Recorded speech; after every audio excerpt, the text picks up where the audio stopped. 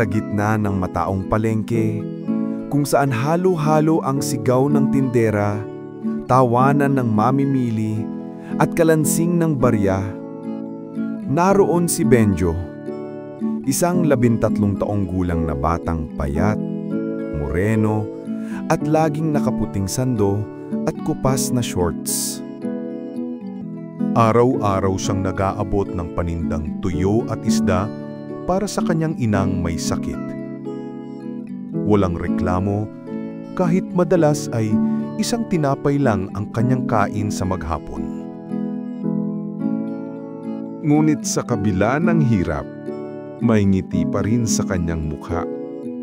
Sapagkat sa puso ni Benjo, sapat nang makita ang kanyang ina na nakangiti.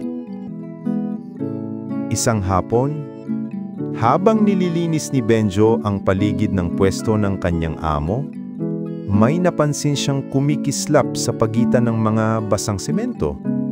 Yumuko siya at nakita ang isang piso, makintab, malamig, at tila may kakaibang liwanag kahit nasa lilim.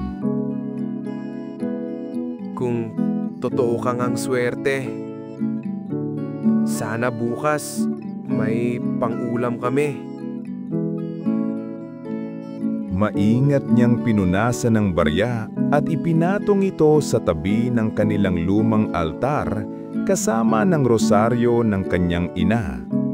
Pagkatapos ay natulog siyang may halong pagod at pag-asa. Kinabukasan, paggising niya, laking gulat ni Benjo nang makita ang 2 piso sa halip na isa. Aba, nadagdagan ka? Hindi siya makapaniwala. Mabilis siyang nagbihis at tumakbo sa tindahan. Sa unang pagkakataon, nakabili siya ng tinapay, bigas at gamot para sa kanyang ina. Pag-uwi niya, inilapag niya ang natirang piso sa altar.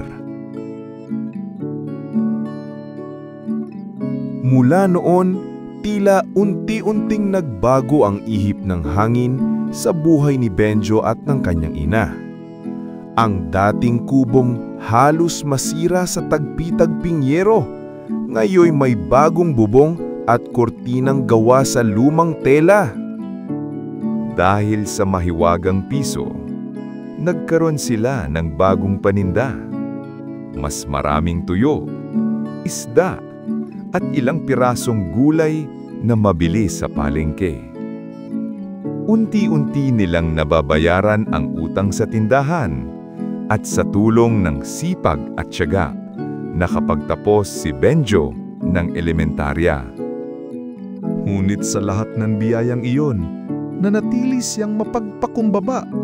Hindi niya ipinagyayabang ang kanyang swerte. Sa halip, bawat dagdag na piso ay ginugugol niya sa pagtulong sa iba, lalo na sa mga batang pulubi sa palengke na minsay katulad niya rin noon. Gutom, pagod, at umaasang may magbibigay. Hindi ko ito pera.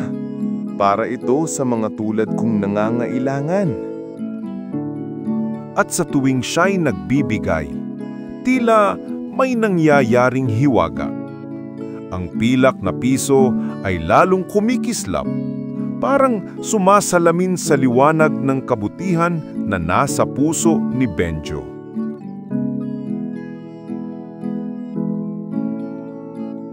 Ngunit sa paglilipas ng panahon, dumating ang tukso. May isang kaibigan si Benjo, si Mando, isang tusong binatilyo na may kahumaling sa bisyo. Benjo, kung may ganyang piso ka, bakit hindi mo bilhin ang gusto mo? Sapatos, cellphone, kahit bisikleta. Hindi ka ba napapagod magbigay? Sa unay tumanggi si Benjo. Ngunit isang araw, napatingin siya sa isang bagong pares ng sapatos sa palengke. Naalala niya ang mga panunukso. At sa unang pagkakataon, Ginamit niya ang piso para sa sarili niyang luho. Sa isang iglap, ang yaman ng puso ay napalitan ng kahungkagan.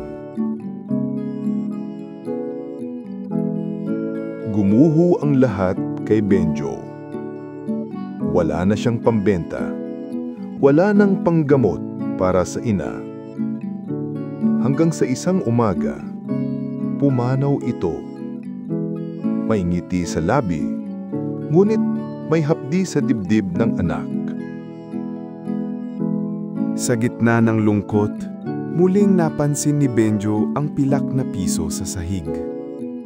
Ngunit ngayon, kupas na ito at may bakas ng kalawang. Piso, kung totoo kang mahiwaga, sana ibalik mo na lang ang pagkakataon, hindi ang pera.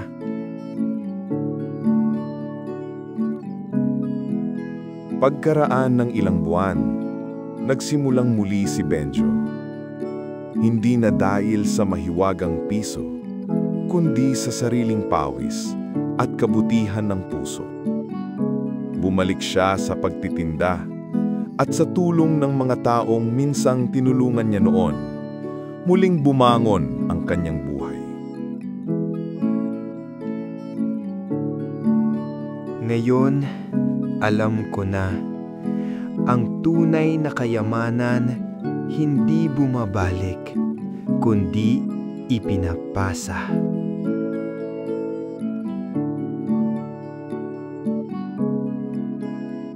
Ang pilak na piso ay unti-unting naglaho sa paglipas ng panahon.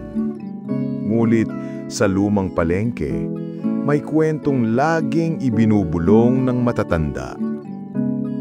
May isang batang nagpayaman ng maraming puso, gamit lang ang isang piso at kabutihang walang hanggan.